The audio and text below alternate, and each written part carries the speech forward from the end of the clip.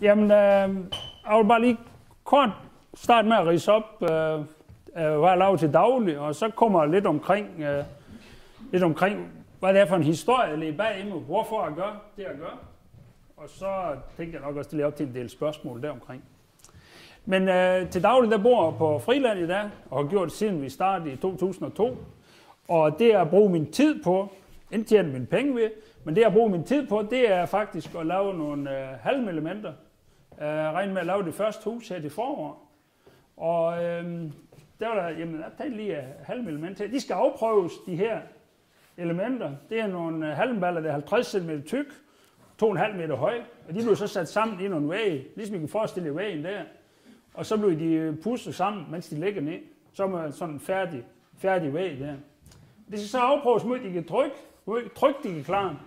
Så der var i en årrække haft et drivhus, hvor alt mit spildevand, det blev brugt til produktion af tomater, agurker og vin.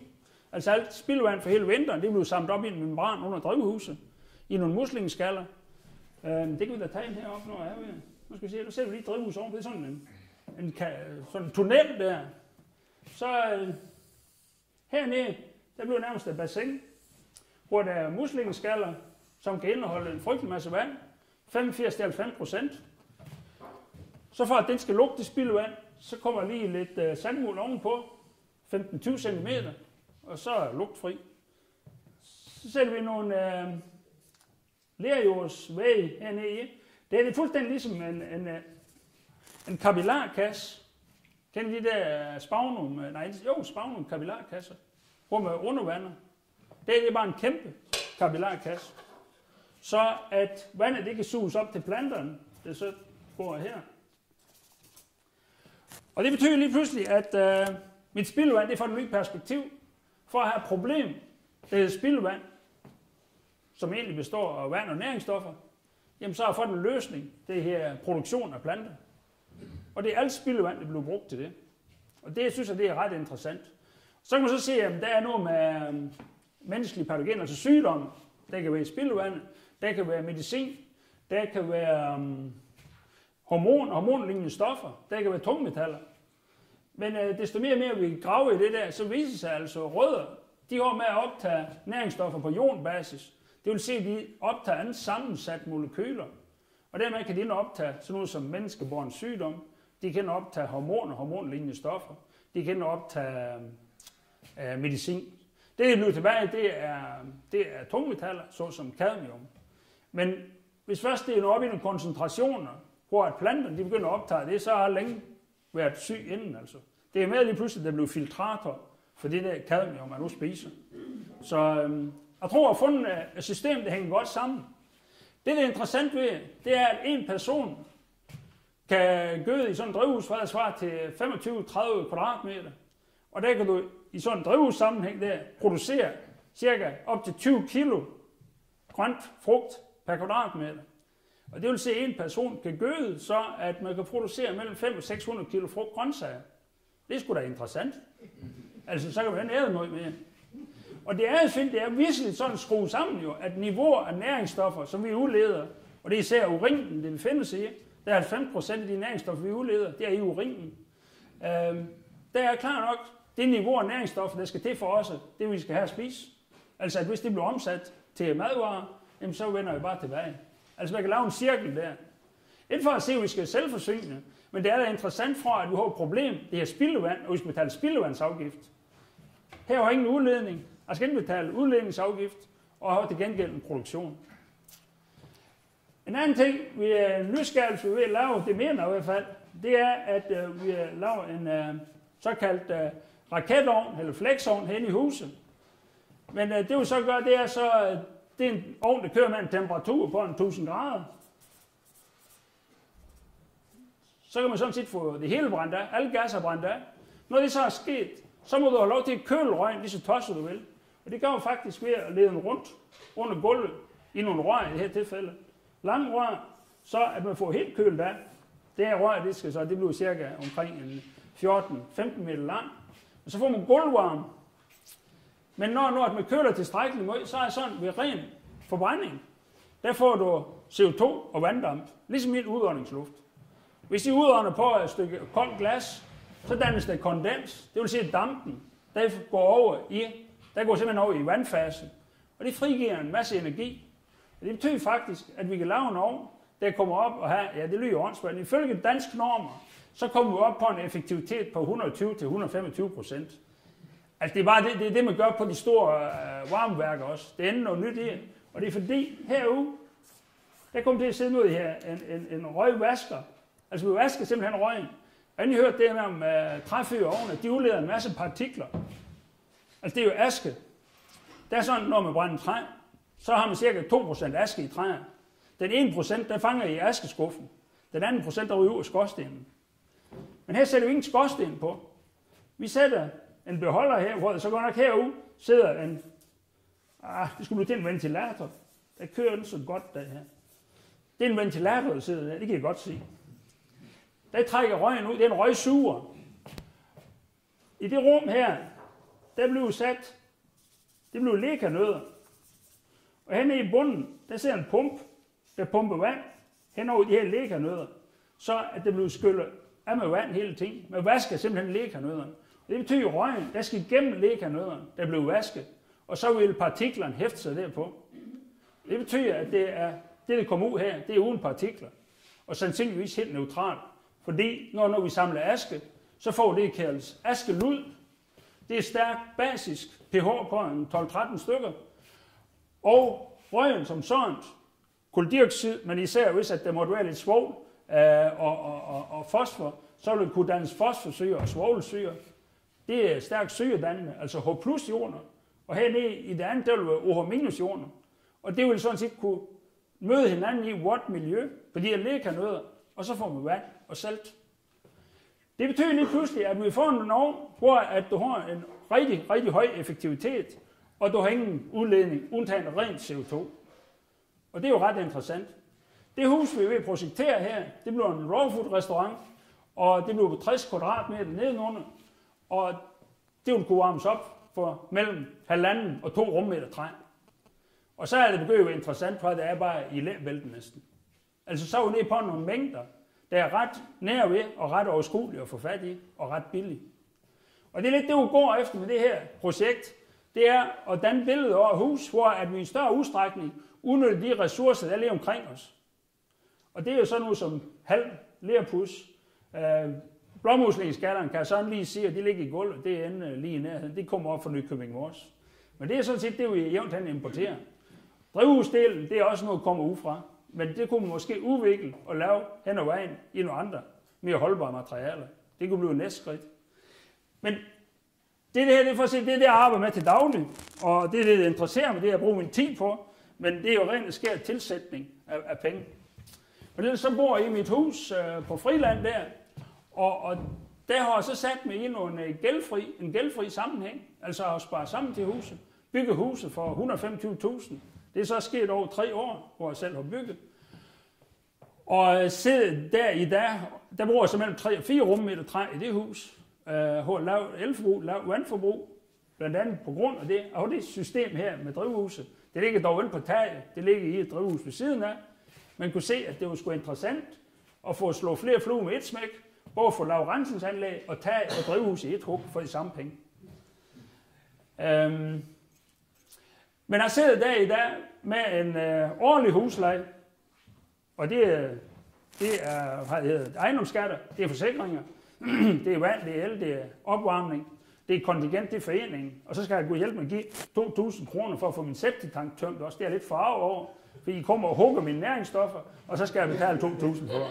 Det er grov nok, men sådan er det nu. Der sidder jeg alt for 14.000 kroner om året. Og det er jo interessant, fordi det gør lige pludselig, at jeg behøves kun i min sammenhæng at bruge 1 dag om ugen på at tjene penge. Altså når du har været her, så kan jeg godt fise af de næste 3 uger. Det er jo fint. Og det skal I jo have tak for.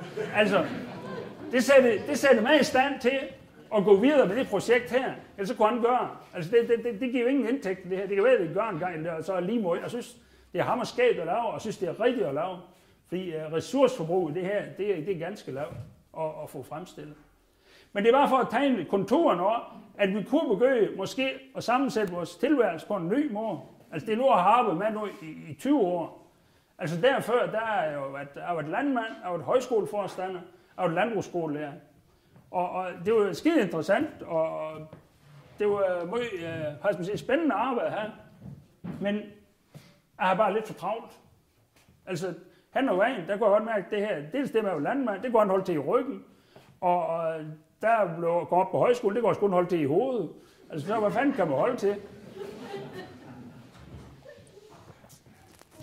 Så blev jeg lærer på økologisk landbrugsskole, og det var også rigtig godt.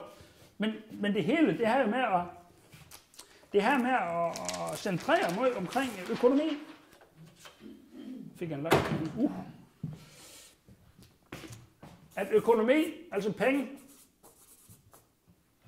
det blev forkert. Økonomi, det blev meget centralt. Altså, man kan se på den måde, at vi snakker enormt meget om penge, og det er jo i deres fravær. Vi har sgu aldrig nogen penge. Og det er mærkeligt nok, så kommer vi til at snakke rigtig meget om de der skide penge, når de er der. Og det, der altid udsprang af det var jo, at så måtte vi sgu bare arbejde noget mere. Det var sådan set altid den konklusion, det blev i de sammenhæng, hvor jeg var. Der var nogen for at blive tænderne sammen, så må vi arbejde så ud af det her. Og det gjorde vi så. Og det kender jeg jo godt, det der. Altså det går jo igen over det hele. Økonomi og arbejde. Vi rager rundt i hele ting, altså. Sådan en ting mere, der kommer til, det er jo, at det ender nok med, at vi arbejder. Det skal også være rationelt. Det skal foregå med en vis hastighed. Det skal være målrettet. Vi skal specialisere, vi skal uddanne os i forhold til det, vi gør. Og det betyder, at processerne, de kører hurtigere og hurtigere. Og det er så vi kommet derhen, hvor at enhver proces, der kan accelereres i dag, der bliver accelereret. Og det er måske problematisk, altså. Man kan jo se, hvis at vi er ved at være på røven, vi er ved at dø af sult, at så er måske interessant. Og det her cocktail, det er jo vores samfunds værdinormer også. Det er jo vores grundlæggende værdier. Det her, det diskuterer vi. Det er rationaliteten. Det at være så effektivt, det diskuterer vi slet ikke, fordi det er bare indarbejdet. Men det er måske det, der i særdeleshed er ved at tage røven på os. Når jeg snakker om det er stress og lignende nedslidning. Det er en del af det. Det her det er selvfølgelig blevet sat på banen en gang i sin tid. Det kan vi se, om det blev tid til at give et billede af senere. Men det er selvfølgelig blevet sat på banen, fordi vi nok var i nød. Altså, at vi er i underskud. Vi har det, man kunne kalde, nu er der prøvet at sætte ord på, hvor jeg skriver brug. Og der kan vi så sætte nogle støtteord på. En gang der har været sådan, hvor man måske kunne sige, at der var i nød, at der kunne man snakke om underforbrug. Det skulle være forbrug, så. Og så kommer måske en periode, sådan som jeg husker, så kommer en periode i 60'erne, det der selv er vokset op bare for 54. Jamen, der kan man se, at der får måske det, vi har brug for. Og der er en vis balance i, altså, at det er sgu okay. Jeg kan huske sådan, at gå sulten i seng eller sådan noget. Det er nok nogen, der kan i den periode. Det tror jeg nok. Men så i 70'erne, der blev det der blev det nok lidt flyttet over. Så blev det til forbrug. Og i 80'erne, der kan vi se det over på, at det blev til overforbrug. Og Tønders Nielsen skrev, hvad det ender med i 90'erne og nu. Men min påstand, at det er vi er over i misbrug nu. Simpelthen er de ressourcer, der er omkring os. Vi misbruger vores egen arbejdskraft, og det vi kalder produktion, det er jævnt hen overgået til noget, man kunne kalde destruktion af ressourcer. Jeg kan prøve at lave et kort billede på, hvis vi har vores kære jordklode her. Jamen så har vi jo de sidste 200 år, og i særdeles de 100 år, jamen så har vi begyndt at bruge olie. Tog ressourcer op derved. Gas, olie, kul, metaller, mineraler. Og det er jo så jævnt hen brugt til at bygge nogle huse af, nogle fabrikker, kan man godt sige. Så ser en fabrik ud nu. med en ordentlig skorsten. Ja, og der er følgende kloakudledning fra begge steder, der så kunne plumpe ud i vores vand, og nu er det ryger ud i luften, og nu er de der materialer, altså de blev jo godt nok gravet op, vi tager dem fra jordens indre, men vi spreder dem ud i vores luft, vi spreder dem ud i vores vand, vi spreder dem ud i vores madjord. Altså, de blev ikke væk, det ved vi.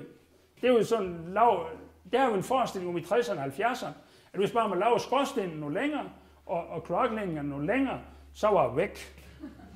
Ja. Altså det kan vi grine noget i dag, men det gjorde vi ikke der i gang. Det var fuldt alvorligt. Det skulle bare være noget længere væk, så er det i hvert fald væk, det skidt. Og jeg kan huske det hjemme.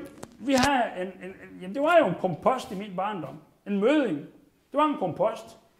Men så da i løbet af 60'erne, så begyndte ligesom komposten, der kunne forsvinde. Vi kunne sådan bringe det ud i marken. Fordi det blev så konservesdåser, plastikposer, alt muligt. Der forsvandt sgu ligesom alt. Nå, jamen så måtte vi købe ud i nærmest moserhul. Det gjorde vi så, indtil de var fyldt op. Så fandt kommunen, her måtte kommunen skrige, så fandt de et ordentligt hul. Mærvelgraven, der kunne fandme ikke fylde op, der var 20 meter dyb, så det. Det var i hvert fald, så var det problem ordentligt vort i. I 2 eller 5 år, så var mærvelgraven fyldt op. Altså det er bare for at se, om der er udvikling, og det ekspanderer jo stadigvæk. Altså hvis vi er i tvivl om, at vi er ude i misbrug, jamen så kan I jo bare køre en tur op på genbrugspladsen. Så er man i tvivl længere, altså. Det er jo bindegalt, hvad der foregår, altså hvad der bliver smidt væk. Og det er fordi, vi har bare alt for mange ressourcer i sving, altså. Vi kan slet ikke overskue. Det er sådan set et problem at få væk, inden vi får noget nyt ind. Det kommer til at leve af. Vi skal have ryddet op, her skal se ordentligt ud. Han på genbrugspladsen med. Og det hedder sådan en genbrugsplads, men altså, jeg vil kun humør er blevet genbrugt. Det er noget, der blev, og det er godt det samme, der er det. Men det er måske en løsning. Det er måske ved indgangen, at vi skal til at tænke os om, hvor meget fanden, hvor meget har vi brug for? Altså, kunne vi få det der lidt mere i centrum igen, og kigge på, hvad jeg egentlig har brug for her? Men det er klart nok, det er historisk betinget, mener jeg, at vi kommer fra en baggrund, hvor vi til alle tider tilbage i historien, i hvert fald det uhyre flertal, har været i nød. Og det har jo med i rygsækken. Vi er fandme bange for at få nok hele tiden. Der skal meget til nok. Men måske har vi fået nok. Det bliver min påstand i vores del af verden, at vi har så rigeligt. Vi har fået nok for længe siden. Men det er jo svært ved at erkende. Vi bliver bare ved med at skal have mere af det samme. Og det er meget tydeligt på jo, at dobbelt så meget, det er jo ikke dobbelt så godt længere. Altså, det kan, altså problemet er, det er jo, at vi får noget at spise. Det er jo at spise for meget og forkert. Det er ikke klæren, men det skal være moderne klæder, og hvad fanden skal jo slippe op med det gamle, det er indslidt op. Og det der med tag over hovedet, det er slet ikke et spørgsmål om tag over hovedet længere. Det er tag over det forbandede ravls, vi kan slæbe sammen. Og desto mere tag vi får, desto mere ravls kan vi have. Og desto mere ravls vi får, desto mere tag vil vi have. Altså det har ligesom ingen. Altså husene, de vokser jo bare, og vi kan ikke være det. Og det er måske der, vi skal til at tænke os om, er det rigtigt, at hvis vi kigger på Maslows behovspyramide, så er vi skal sikre de der helt fundamentale ting. Men det er ligesom, vi bliver hængende i det samme. Vi tør ikke at tage næste skridt. Hvad er egentlig, at nu har vi løst det her problem med det materielle i vores del af verden, vil jeg mærke. Hvad er det næste skridt? Og det var måske, at vi som mennesker kunne begynde at rette blikket op og se, hvor er egentlig vi skal hen. Fordi jeg synes, det er svært i dag. Det billede, jeg har før her, med jordkloden, hvor vi hiver ressourcer ud af den, og så spreder ud over det hele. I dag der snakker de meget om vækst. Og i dagens sammenhæng her, der er det simpelthen synonym med hastigheden af, hvor hurtigt vi kan hive de ressourcer ud, og så smide dem ud og smide dem væk. Vækst, det er simpelthen ens betydende med, at så skal jeg bare gå noget hurtigere. Og de snakker tit bare om sølle 2% jo, i vækst. Og det er jo det der med, at sølle 2%, det er på 30 år, der er en fordobling af produktion og forbrug. Vi fordoblet fra 75 til år 2000, der skete en fordobling. Vi er igen på vej til at fordoble fra år 2000 til 2020. Og det er jo vel at mærke en fordobling og fordoblingen. Og det vil sige, at i 2020 er det endnu så mange år til, så forbruger vi 4 gange så meget, som vi gjorde i 75. Jeg eksisterer også i 75, det er også mange, jeg havde gjort. Og igen sådan helt hårdt, at det var så helt fuldstændig af helvede til. Det kan han. Altså, jeg skal ikke se, at vi skal tilbage til det, men måske kunne vi godt klare vores liv på en noget lavere ressourcebrug, end vi gør nu, uden at det bliver tilbage til, ja, hvad skal vi sige, tilbage til stenalder. Det er som om, det snakker om sådan noget, som at man vil nu. Men vi skal måske til at forholde os til det der vækst, halløjsa. Og jeg kan prøve at give et billede på. Jeg snakkede før om det der med økonomi, arbejde og rationalitet. Og jeg vil godt dvæle ved rationaliteten, fordi det kender vi til hudløshed. Altså enten så bruger vi for mange penge, eller så bruger vi for lidt, eller forkert, eller også så arbejder vi for meget og for lidt. Det kører rundt. I kan bare åbne avisen, eller I kan høre i fjernsyn, eller uanset hvor han så bliver frem og tilbage i det. Men rationaliteten, det er det med, at det gør os målrettet, og som virkelig kan sætte fart på. Det snakker vi ikke så meget om. Og der vil jeg lige prøve at duelle ved dag, prøve at tegne et billede på, hvad der egentlig sker. Altså, det er en tilgang til tilværelsen, som dukker op der i 1500-1600-tallet. Især med en gut, det her René Descartes, hvor at der var intet, der kunne forandres. Verden stod stille. Og det var i en tidsperiode, hvor at det var nød og tænder, sknisel og krig. Så intet kunne forandres. Så dem, der havde tanker om at forandre ting, de blev sgu sendt på bålet, og så holdt de jo kæft. Men der var dog nogen, der tillod sig inde bag ved klosterets mure og præsteskabet. Det så, det går jo, vi er nødt til at lave en forandring. Og så er så, at de laver nogle tanker omkring, hvordan kan vi lave så, at det bliver tilladt at forandre. Og det var fordi, man havde en Guds skive orden på det tidspunkt. Gud var iboende. Alt, stål, bord, buske, himlen, jorden. Altså, man kunne lave om på tingene. Når at det rige var rig, og det fattige var fattig, så var det en Guds skive orden. Så har jeg lavet det der hokus pokus, hvor jeg ser, at jamen, Gud er i himlen, og helvede er i fanden, eller fanden er i helvede. Det må sådan det er, det er ikke fanden i helvede. Jo, det er fanden i helvede. Og dermed blev jorden blotlagt til mennesken. Og det er jo ikke bare vores ret at underlægge os jorden og naturen. Det var vores pligt. Det var selve meningen med menneskelivet. Det var, at vi skulle gå og underlægge os jorden. Vi skulle skabe viden om naturen. Altså naturvidenskab. Gå ned i den mindste enhed og undersøge det. Reducere verden lige til det. Og derfra gå ud og forstå det hele. Det var det, han siger, at vi skulle måle og veje alt hvad det var, og forstå det. Og dermed tage magten over naturen. For indtil da, der har man underlagt naturens vilkår. Men det skulle vi kæmpe os ovenpå. Altså det er kampen mod naturen, det blev ubasoneret der.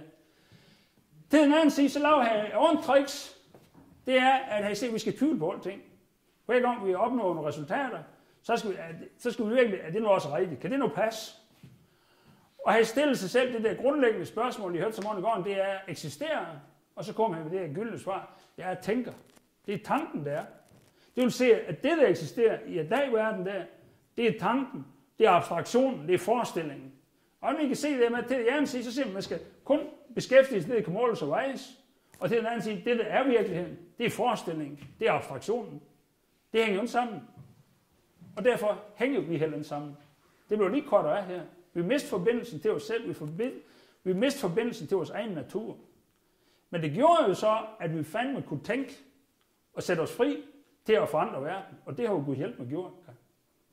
Altså, det er jo lykkes. Projekter er lykkes. Vi er kommet ud af nøden. Det er en del af det der rationalitet, der er båret os frem. Men jeg prøver at give et billede på også nogle konsekvenser over. Fordi det kan være, at vi skal til at tage op til eftertanke nok en gang, om det vi virkelig, skal vi virkelig ud med at kæmpe imod naturen? Eller kan vi sætte en ny overskrift på? Kan vi sætte nye perspektiver? Nu ser vi her. Det er lokomotiv. Det er tanken. Det er kraften. Det rationelle tanke, der er vældig kraftfyldt. Og det skal have noget energi på. Og det fik jo så i særdeleshed. Den tanke fik særdeleshed energi på, der vi fandt kul og olie og alt det der. Så var det bare kørt. Sådan en tog, det kører så på skinner. Skinnerne, det er det billede her, økonomien. Det er det styrende. Og så kommer så nogle vogne bag af det. Og så en ordentlig vogn her til sidst. Det kører så derud af. Vi er passagerer i vognen. Det der er også til del, det er arbejde. Det er det, der giver meningen i det her galskab. Det er, at vi skal arbejde. Og det er jo så enige om alle sammen, at det er vældig vigtigt. Og de forreste vogn, der er jo dem, der har papir på, de er rigtig kloge. Det er hånd. Og så i næste har vi hånd. Det er dem, der så gør noget konkret. Og så i sidst, som desværre vokser mere og mere, der kan vi skrue overførsel. Det er overførselsindkomsten. De kan bruges til at konsumere med. Men de skal alle sammen lære, som om de pisse gerne vil arbejde. Det er meget vigtigt i det her teaterstykke. At det er det, vi vil. Det er det, der giver meningen. Det er det, der er identitetsskabende. Det er arbejde. Det er så karrieren, der består i, det er at komme frem i forreste vogn. Komme dagvej op. Lønningerne, de bliver selvfølgelig også højere og højere. Og hvis det går rigtig godt, så kan man komme helt ind i lokomotivet og sidde der med blandt de førende for stat og marked. Og der sidder de så og styrer. Nej, skinnerne, de er lagt af tog, det kan man sgu sådan styre. Det kan køre, og de kan sætte hastigheden op, eller det kan bremse.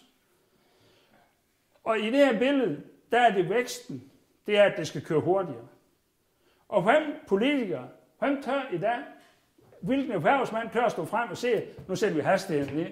Vi er fandme så travlt. Vi ved, hvor vi skal hen. Vi er nødt til at lige bremse lidt op. Det vil betyde, at vi ingen vækst skulle have. De vil blive fyret lige på stedet, eller blive valgt ud som politikere. Vi vil ikke have. Der skal ske noget mere, vi skal have mere fart på. Det er det store råb for befolkningen på et eller andet sæt. Det er i hvert fald sådan, at vi agerer, som om vi vil fandme have noget mere. Så det spørgsmål at rejse, det er, hvor fanden skal jeg hen? Det tog der. Hvor er vi vil hen? Altså, vi er gjort til vækst, som om det er et mål. Det er sådan, du har snakket om, som om, at målet det er at få 2% vækst. Bare sølle 2%. Vækst, det er en proces. Det er mål. Det, der kunne være interessant i dag, det var, om vi kunne begynde at sætte os mål for, hvor vil vi egentlig hen?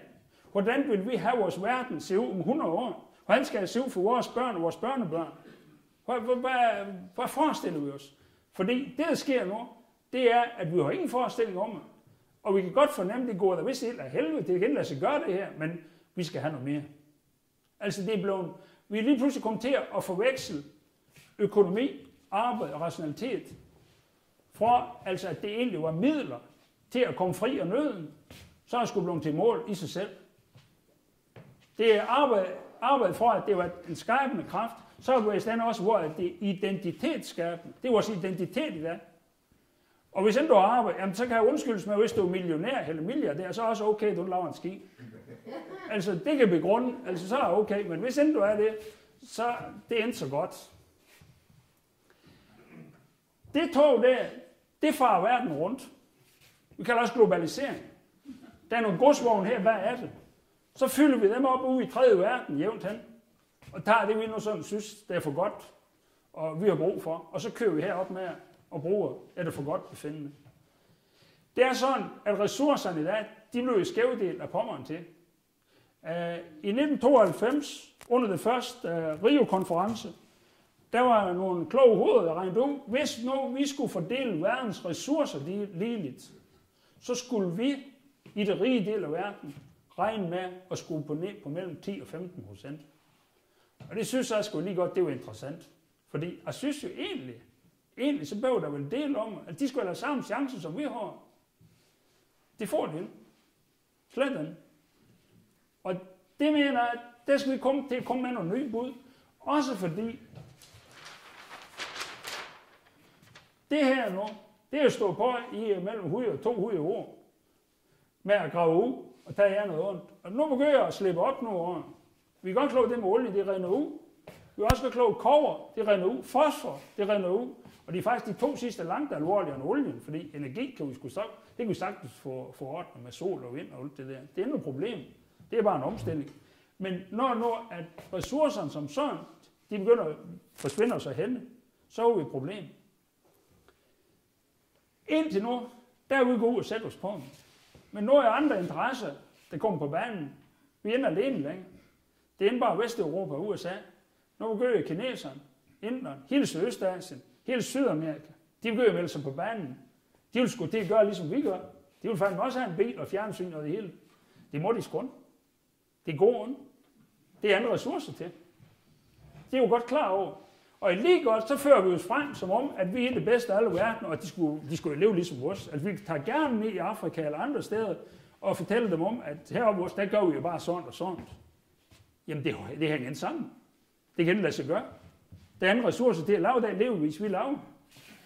Så derfor, det der bliver interessant, det er at finde ud af, kan vi rent faktisk slå nogle koldbøtter, så at vores ressourceforbrug kommer ned på de 15%, og vi bibeholder faktisk leveniveau på højt niveau. Kan det lade sig gøre? Det mener det er et af spørgsmålene. Og det kan jeg så også svare på, det kan sagtens lade sig gøre. Altså bare med det kun tilløb har, jamen der er rigtig, altså i daglig ressourceforbrug, der ligger mellem 10 og 20% på de fleste ting, og i byggeriet, der var nede mellem 5 og 10%. Så der er i hvert fald, bare med den bitte indsats, jeg kan gøre, der viser sig, jamen det kan godt lade sig gøre at lave en anden sammenhæng. Og så kan man gå hjælpe at komme ned og kun arbejde hjem hver om ugen. Og det er nu. Det var sgu da ligesom nu at se frem til, synes jeg. Få ro på. Vi har sgu tid nok, venner. Det kunne da være dejligt. Og så kunne vi få tid til måske at tænke os om, hvad er jeg egentlig? Hvor er jeg egentlig, vi vil hen? Hvad er vi vil med det liv, vi har her? Hvad er egentlig for et liv, vi gerne vil have vores børn og børnebørn, de ser frem til? Og det synes jeg, det kunne være... Det kunne være fedt, hvis vi lavede nogle perspektivgrupper, eller hvad man vil kalde det. Hvor er vi vil ende op hen? Altså virkelig vil tænke i perspektiv. Men det vil så kræve... Nå, jeg glemte også med det her tog her. Der er lige et billede mere her. Fordi vi kører så forbi verden. Der kører forbi os udenfor. Og de vinduer der i tog, det skal I forestille, det er aviserne og så fjernsynet. Altså der ser vi det hele. Vi følger sådan med. Det er jo Jan og også og hovedsentensen i selvforståelsen i tog, det er, at vi skal følge med. Vi skal sådan følge med. Vi skal følge med i aviser, vi skal følge med uddannelsesmæssigt, vi skal følge med i efteruddannelse, vi skal følge med i internettet nu også, og Facebook og hvad fanden, det vi nu skal følge med i, altså. Det er helt utroligt. Men det er ligesom lagt ind i, og det er sket det, at det er jo kolossal informationsstrøm, vi skal følge med i, som det er svært for os at kapere. I min barndom, det hjemme, der har vi H.C. Andersens historie. Det fik jeg så min søskende til at læse for mig. Min mor og far, de endte 10. Vi var 7 søskende, så der var nogen at vælge med. Og da det var læst, så måtte vi tage hul på leksikon. Og det betød i en alder af 6 år, så gik jeg rundt som rablende leksikon. Jeg kunne huske det hele uden af. Jeg har simpelthen klæbe i hjernen. De kunne spørge mig, hvad som helst åndssvagt. Så kunne jeg komme ud af kæften på mig. Og det var selvfølgelig fordi, at i underforsyning af informationer. Alt, der var information, det var guld. Det var bare en med. Jeg kunne få nok. Indtil jeg i en alder af cirka 40 år, for jeg hold kæft, mand. Jeg kan have. Og så smider jeg fjernsynet ud, og smider aviserne ud. Jeg går stadigvæk og venter på, hvor dum jeg bliver. Og det der, fordi jeg føler bare slet den med. Det er jo, jeg kan og vil den. Og lige godt, har jeg sådan på fornemmelsen, at det er vist ikke sket det store skade. Altså det er en del af det, der sker. Det er, og der kan jeg tage en ordentlig billede, som jeg synes er vigtigt i sammenhæng. Der igen, vi tager en sådan ting her. Det er godt ikke en jordkloden, men vi kan se, det er jo samfundet. Og så laver vi en tredeling med Jürgen Habermas, hvor vi har markedet her. Vi har staten. De to her, de bliver også kaldt systemområde. Og det system, det hentyder til, det er det der med økonomi, arbejde og rationalitet. I sådan noget, vi ikke kan nu. Økonomi, arbejde og rationalitet. Det er det drejer sig om. Det er de enige om, de to der. At det er hovedværdierne i det her samfund. De er så lidt uenige om, hvordan økonomien skal styres. Om det skal være markedets usynlige hånd, eller det skal være statens centrale styring, der skal udgøre styringen og økonomien. Så det vil så lidt frem og tilbage. Det er en hold, de kalder sig liberalister, det er en hold, de kalder sig socialister. Og så er så sådan en blanding af det ind imellem. Nogle af de alle sammen være lige på midten, lige i øjeblikket. Altså, men der foregår så hele det politiske diskussion, og det er en jo i 200 år næsten. Men det, der sker i virkeligheden, så er de sgu ikke smeltet sammen. Der her længe, der blev mere og mere uret der. Det blev mere og mere fælles interesse, at der er anden modsætning mellem stat og marked. Nej, tværtom, at det blev mere og mere kørt sammen. Det, der i virkeligheden sker, det er hernede. Det er lige civile råderum, også kaldt leveområde. Her laver vi nemlig til enkelte betåelse. Her griner og græder vi. Vi laver mad, vi får børn, og vi passer dem, og vi passer de gamle, og ja, vi ser kigge ud i luften.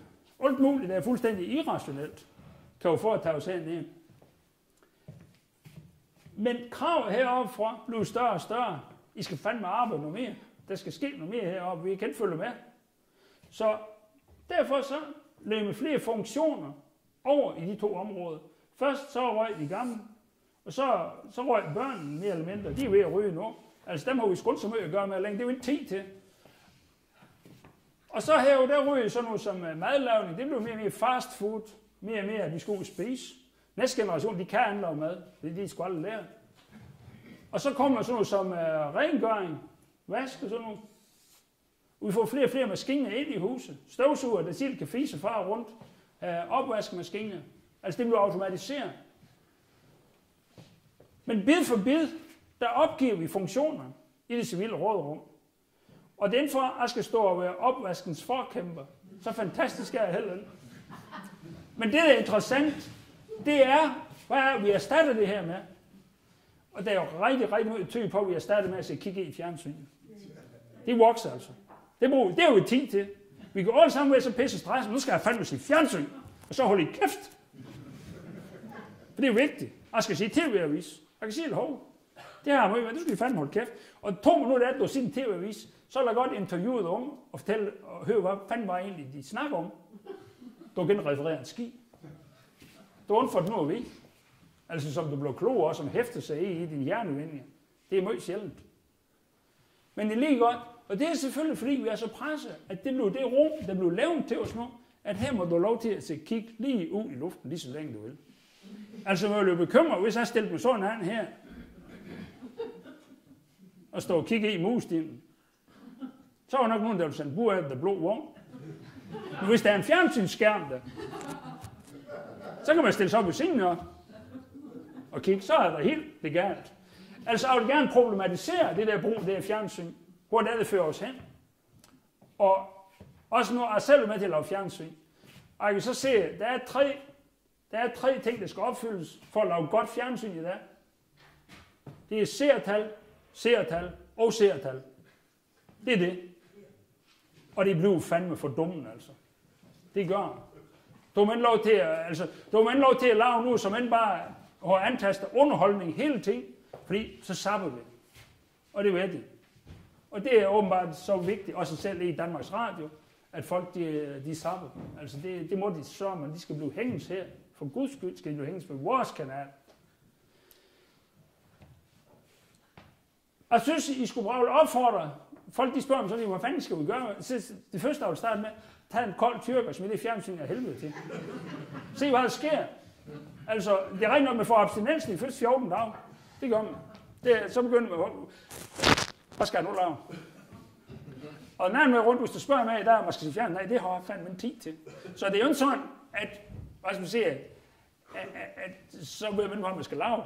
Det kommer stille og roligt. Men det betyder faktisk, at man får mere tid til at tage nogle valg, og måske sætte sig i nogle ting. Og jeg bruger enormt meget tid på at læse bøger, for eksempel. Men det er så foregår jo kun i dag hastighed. Jeg kan snuppe, fordi jeg læser jo hurtigere, end mit hoved det kan tage i. Og jeg er bange for, at det er fjernsyn. Når jeg siger fjernsyn, jeg får sgu hjertebank. Det er rigtigt. Hvis jeg siger tv-avis, jeg bliver helt skidt, det passer. Jeg kan ikke tåle det. Jeg er simpelthen blevet overfølsom. Eller så er jeg blevet følsom menneske igen. Det vil jeg andet. Jeg mener, man bliver ufølsom at kigge på det lort. Altså, det er fordi, man får puttet nogle forestillinger i hovedet, som aldrig skulle have været derinde. Det er så i særdeleshed måske film og sådan noget, men også krigsforestillinger og alt muligt, de viser. Altså, det er fordi, vi kan være os, når vi sidder der. Så går I, du kan sgu ikke få ud igen. Altså, hvis jeg siger til jer, I skal lade være med at forestille jer en rød postkasse ind i knoppen, jamen så sidder han den. I kan jo ikke være jer. Og det er det, jeg mener, der er problematisk med det der. Altså, jeg mener der går fra mit barndomshjem, det er jo fandme bare med at få en information ind, så er jeg kommet til den konklusion i dag. Jeg skal fandme passe på, hvor jeg lukker det af. Jeg skal virkelig tage stilling til, Prøv at have et som rundt, altså. For så putter de sgu nu som aldrig skulle have været det. Agent for U. Gøsefilm og skidt og lort, kriminalfilm, hvad skal der med? Så det mener jeg, at vi er nødt til at lave en ny sammenhæng. Og det er kommet med for i det her billede. Marked og stat, jeg mener faktisk, de rotter sig mere og mere sammen. Og jeg synes, det bliver mere og mere synligt, at menneskene, at vi som borgere, vi er til for marked og stats skyld. Det er kun marked og stat, der er til for vores skyld. Og det er dag, vi skal have vendt. Og vi kan også gøre. Men det kræver, at vi rejser os op for de der fjernsynsskærme, eller hvad det er nu, vi ser puller med, og alle mulige forestillinger om, med skaber og det der helt. Men rejse sig op som ansvarlige borgere og se, det er det her, vi vil. Det er dag, hvad vi vil. Og så begynde så småt at tage nogle skridt i den retning. Jeg ved godt, men igen, det skal ske som en revolution. Men dog vi for fanden begynde at tage os selv alvorligt som borgere og se, at vi vil skulle bestemme. At vi kan tage nogle valg i markedet, nogle bevidst valg, når vi handler købe ind, for eksempel. På den måde kan vi bevidst dreje produktionen i den retning, der skal være. Vi kan bevidst vælge nogle politikere, der bevidst vil med til at snakke om perspektiver. Og så vil de gøre.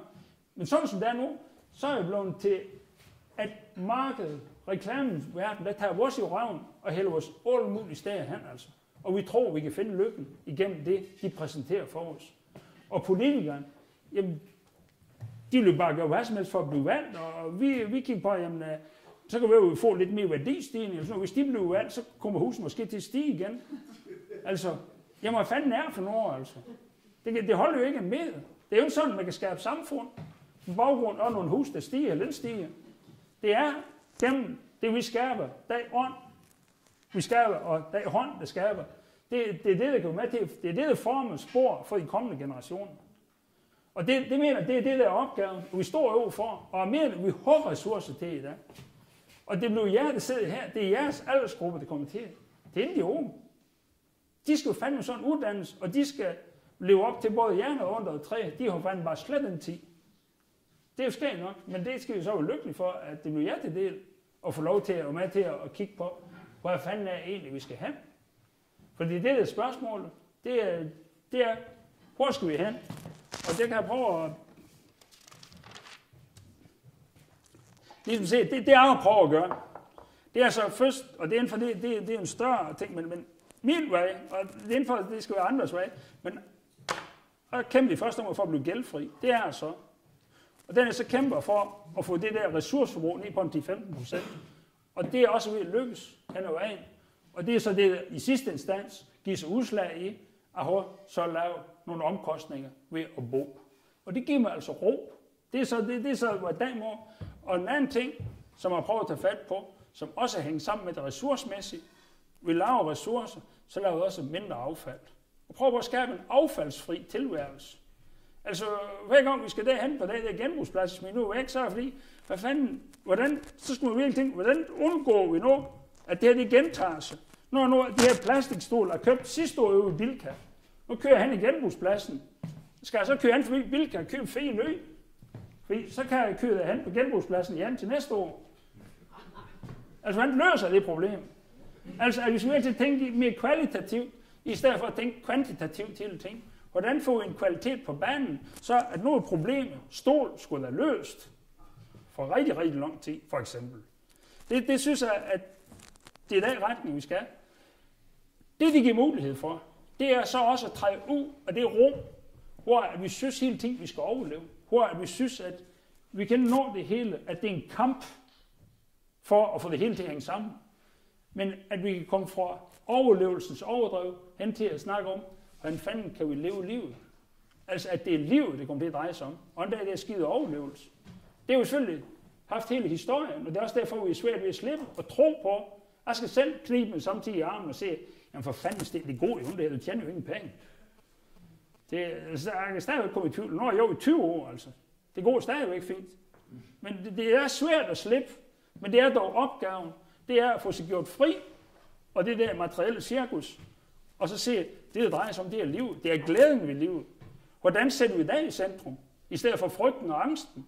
For det er dag, der overmander os også i det der panorama, hvor at vi altid er forkert. Vi skal jo have det, jamen det er jo helt forkert, det tøj jeg jo på her. Det går jo ondt. Det kan være modefænomen jo sagtens se, at jeg skulle have noget andet tøj, og egentlig så burde også have det bule i panden rettet ud. Det går under hos sådan nogle buler, og ørerne de klapper måske for langt ud. Og røven, der ser måske også lidt forkert. Altså, vi begynder at blive rettet ind i al vores individualisering. Så bliver vi ensrettet, fordi vi skal alle sammen se smart ud, og ligne sådan nogle løbende jagthunde hele banden. Og se helt rigtigt ud. Det er problematisk. Og vi er nødt til at se, hvad fanden det er fantastisk, vi er så forskellige, som vi er, for det er jo. Vi er fantastisk forskellige. Vi lever enormt forskelligt, og det er fantastisk det hele. Og det skal vi bare give fuld skrue. På dag individualisering, det fremtræder som en originalitet, og træder ud af det er uniformering og ensrettighed, som strømmer os i møde for markedet. Altså markedet, det fremtræder som om, at har du frit valg? Nej, markedet, det indsnæver fandme, hvordan du skal være. Det er min påstand. Så det synes jeg, det skal vi prøve til at slå os fri om, og se, at, igen, hvordan kan vi her lokalt gå i gang? Altså vi skal få globaliseringen over til en lokalisering, hvor at vi lokalt kan, tage hånd om så mange processer som muligt. Også socialt, menneskeligt og mentalt, for det er her, det foregår. Og der er globalisering for mig at se, så skal den kun foregå med hensyn til kultur og med hensyn til udveksling af viden. Det kunne vi give ud i hele verden. Vi er enormt meget viden. Og det kunne måske være vores Danmarks bitte bidrag, at vi kunne rejse os op i det her rømmel og store nationer og se, nu laver vi sgu en sammenhæng, hvor at vi lokalt kan stå på de ressourcer, vi har i det her bitte land. Indenfor skulle vi jo nok i os selv, men for at vise, det kan lade sig gøre, og det er en vej, resten af verden kunne følge op og komme af det. Fordi det, der sker nu, det er jo, at vi vil med at hente ressourcer ud af til. Altså nu for eksempel, vi er i krig i Irak. Så kan det godt være, at Saddam her var røvhul. Det var jeg sikkert, eller det er jeg ret sikker på. Det er som under røvhul. Men når nu vi lige skulle have i røven af ham, så var det fordi, at han skulle bestemme over vores olie. Når noget næste idiot, Gaddafi i Libyen, havde også skulle have, jamen så var det også, Libyen var sgu også lidt interessant, fordi I har så meget olie, altså. Altså kampen om ressourcer, der er startet, og vi er rigtig, rigtig grimt blandet ind i, synes jeg. Vi skulle hellere holde nallerne ved sil, og så vise nogle løsninger for resten af verden. Også for en fattig del af verden. Fordi det, vi er på vej ud i, det er altså krig. Det er det ingen tvivl om. Første og anden verdenskrig, det kan godt være, at der var nogle galninger, der stod bag ved Hitler og sådan nogle galimatias, men det var også fordelingskrig. Det var et spørgsmål, om han skal bestemme over ressourcer. Og det er der fordeling, og så var det lagt fast i en årrække. Det bliver nødt ved med at være. Og det er ingen, der siger, at vi til næste gang er dem, der vinder. Men vi kunne måske blive, hvis at vi kunne vise en vej, hvor at det for resten af verden stod, okay, de skulle gå sådan i ressourcebrug, de er sådan gå ned i vækst, men de er fandme smilet tilbage. Det kender vi godt. Vi kender jo godt lidt fra Afrika. Altså indenfor synes vi skal til afrikanske tilstande. Men vi synes jo, at vi kan samtidig undre os over, at de har røven bare, men de går fandme rundt og laver sjov ballade. Han kan gå til. Og vi vil sunde dem lidt. At de synes fandme, at tilværelsen stadigvæk er sjov, selvom at de kan gå sulten i seng. Måske kunne vi lære nu. Måske er det bare os, der skal hjælpe afrikanere. Måske har de også noget, de kan hjælpe os med. Ja. Jeg tror, jeg skal stoppe her, fordi jeg har lov at holde tiden. Men I skal have tak, fordi I hørte på. Jo, altså, det kan jo være for andre ting fra. For eksempel, det I laver her, det er lokalt. Det er at begynde at opfylde nogle sociale behov, i stedet for at kigge i fjernsynet. Så kan man lave noget her. Man kan lave nogle sammenkomster. Det mener, det er en vigtig ting. Det er at få det socialt til at fungere lokalt. Fordi der kan man sgu da se, om det er godt eller skidt, og der er nogen, der kan tage sig over hinanden, hvis det fungerer så godt. Man kan også tage sig over hinanden, hvis det fungerer rigtig godt. Det er det, jeg siger. Den anden siger, det er måske, at man kunne begynde at anskueliggøre, at man kunne lave nogle lokale produktioner. Altså vi har lavet noget på Friland, de her Friland Erhverv, hvor vi simpelthen laver erhvervsområde, hvor det er ganske billigt at komme i gang, og så kan der komme nogle lokale produktioner. Og det mener jeg, det er vigtigt i dag. Det er, at det der med at skabe lokalt liv, hvis man hele tiden skal ud og arbejde, og bare komme hjem og sove, sådan groft sagt, så er det svært at skabe noget lokalt. Så at med tidsmæssigt bruge mindre og mindre tid i henholdsvis marked og stat, men bruger mere, og der er det civile råderum, det er altså også det helt, også geografisk landsbyen, at man begynder at lave nogle tiltag, enten det kan være i forhold til børn, det kan være i forhold til produktion, det kan være i forhold til kultur. Det er sådan set, hvad ressourcerne er til. Og man kan ikke gøre det hele på én gang, men det, der er vigtigt, det er, at man begynder at gøre sig klart, at det vi vil vi skabe noget her lokalt. Og så kan man jo også, men hvis ikke man gør sig det klart, så sker ingenting. Men i det øjeblik, man tager de skridt, og de små skridt, de kan være de vigtigste, for det er de første, det er de sværeste. Det er vel det, jeg har fået lov til at arbejde lidt videre med, lidt senere bare. Ja, nemlig. Så det kommer jo nok mere omkring det. Ja, det kan også være nogle andre spørgsmål også. Altså, det er 3 kvarter, hvor I fik hele armen. Ja. Altså, det er sådan, det er så. Men det jeg vil med, det er jo at prøve ligesom at ryste jeres verdensbillede lidt, og gøre lidt mere okay. Det kan godt være, at vi skal ryste pusen på ny, og se, kan vi gøre tingene på en ny måde, gøre anderledes. Og at det grundlag, vi kører på i det her samfund, det er ved at ryste sammen under os. Vi står efter min bedste formening, så står vi over for kultursammenbrud. Og det bliver flere og flere mennesker, der bryder sammen. Det bliver det, der får os til at forandre. Det bliver en ressourcemangel. Det bliver flere og flere mennesker, der bryder sammen under det pres, vi etablerer her. Presset det bliver større og større. Og vi samtidig med, at vi fornægter vores egen natur. Det går an. Vi bliver nødt til at finde naturen i os selv igen. Og det er ikke tilbage til naturen. Men det, jeg gerne vil se i dag sammenhæng, det er, at vi skal frem til at samarbejde. Vi skal frem til respekt for naturen. Og det er også i dag natur i os selv. Vi skal respektere os selv som natur. Og vi skal arbejde sammen med vores krop og vores hoved. Vi skal arbejde sammen med det, der er uden for os. Vi skal arbejde sammen med andre kulturer, i stedet for, sådan som det er nu. Vi har en kampkultur, og alt det, der er anderledes, det skal fandme bekæmpes. De skal fandme ikke komme her. I stedet for at sige, okay, de gør sådan, det er sgu da vist egentlig helt interessant. Måske kunne man lære noget af det. Jeg vil sige, at du slår jo ret stort brød op. Ja, det har holdt til jo. Ja, det er jo ret ambitiøse ting, du taler om. Og man kunne forestille sig, at man mistede modet. Jeg synes, det lyder rigtig spændende, det du siger, men der er jo vist risiko for, at man mister modet, eller man glemmer idéerne i hverdagen. Ja, det tror jeg også. Det gør jeg også samtidig. Men som min måde at arbejde på, det er at se, at vi kan fandme lige så godt sigte højt. Det kan godt være, at vi kun rammer halvvejs. Men hvis vi sigter langt, så rammer vi sgu ingenting. Så det er min, og jeg ser også, problemer, det vil vi have. Det er det menneskelige hjerne, der vil løse problemer. Så kan vi fandme lige så godt kaste nogle ordentlige nogen op, der kan sove. Fordi hvis ikke vi kaster nogle store nogen op, så skaber den selv nogen her. Det er sådan min måde at sige tilværelsen på. At hvis ikke at få en ordentlig problem at slås med som menneske, så begynder jeg at pille i navlen i stedet for. Og det holder han til. Indenfor at se det andet med pilles navlen, det må også godt. Men man skal sgu have noget at relatere til. Men det er lidt min måde at arbejde på, altså at slå stort brød op, det er rigtigt. Det er at snakke om det samfundsforandringer. Men det skal starte i det små. Det skal starte i, at vi samler os selv op, stille og roligt, og vi har tid nok. Der er ingenting, der haster i mit hoved. Vi har hele vores liv. Hverken mere eller mindre. Men det vigtigste er at begynde at tage skridten og gøre os klart, bevidst en retning for, hvor vi vil hen. Og det vil altså helt lokalt, og det vil altså også på det større plan. Jeg tror, det var det sidste ord.